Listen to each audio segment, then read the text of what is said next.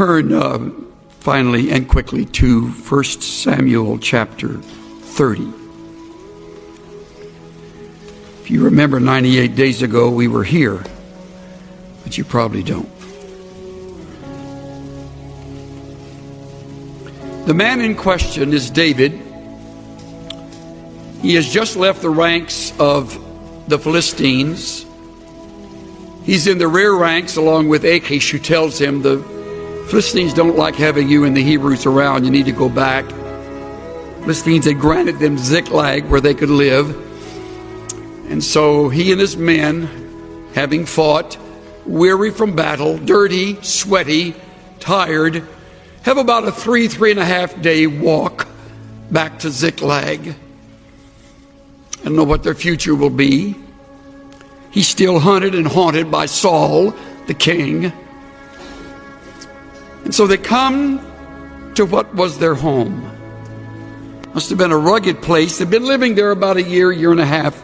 My figuring is correct. Verse 1. Don't you love the first 3 words? Then it happened. Then it happened. In other words, out of the blue, unexpectedly, the shock of what they were about to see was just over the hill.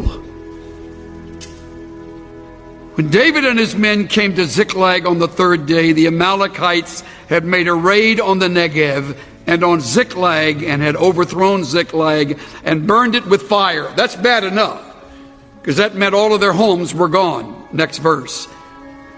Then it happened, they realized that the Amalekites had taken captive the women and all who were in it, in the village, small and great, meaning the children, without killing anyone, and carried them off and went their way. They didn't know no one was killed.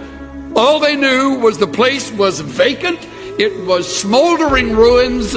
All of the tents were down, and it was, you could hear the wind whistle through the bushes. It must have been horrible. Verse 3, when David and his men came to the city, behold, it was burned with fire. Wives, sons, and daughters have been taken captive. Now, before you think David is living in denial, please observe his response.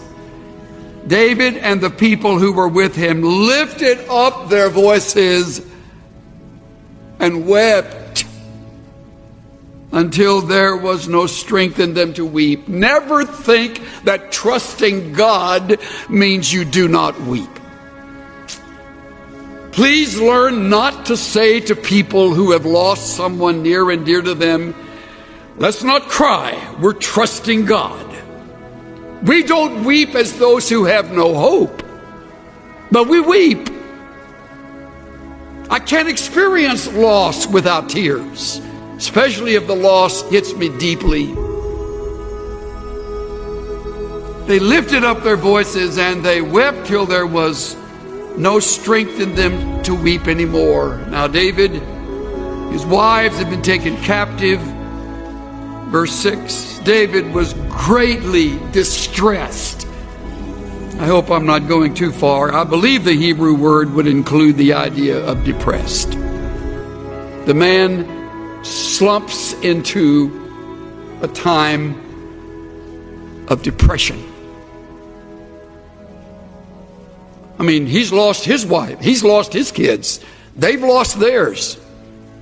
And if that isn't bad enough, he was greatly distressed because the people spoke of stoning him. These are his own troops.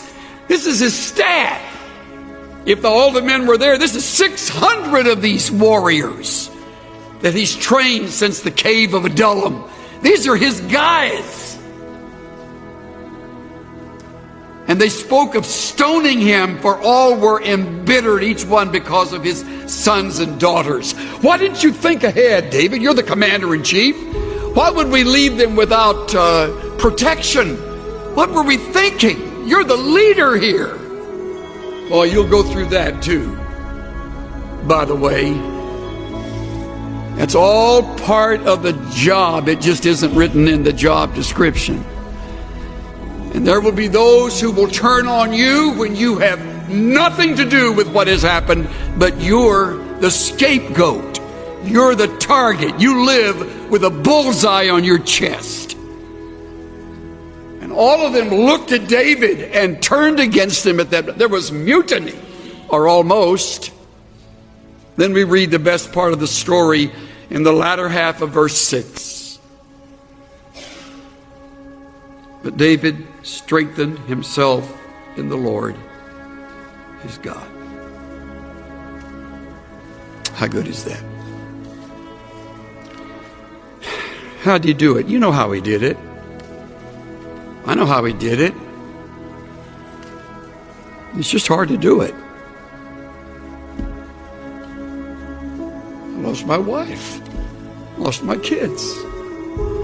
I'm losing their trust. Oh, God. Maybe he remembered a song he wrote, "The Lord is my light and my salvation, whom shall I fear?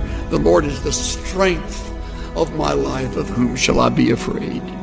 Though a host encamp against me, I will not fear." Oh God, you have come through in the life of Moses. You came through in the life of Abraham. You came through in the life of Joseph and the brothers. You can come through now. And I refuse to run or panic. I trust you, oh God. That's one thing to say that, and I'll tell you, it's a whole different deal to do it. So did Job, as godly as he was. And yet Job said, in the midst of all of the loss, though he slay me, I will trust in him. Though he take me off this earth, in the process, I leave trusting him. I will trust him. We have cultivated the bad habit of worry. Many of you are much better at worrying than you are at trusting. If you were to put together a worry list, it would outrun your prayer list. And you're worried right now about something. Most likely, it's related to something about your schoolwork. Some course, some class, some test. Or maybe your finances. You don't have enough money. I'll give you a word of encouragement. You'll never have enough money.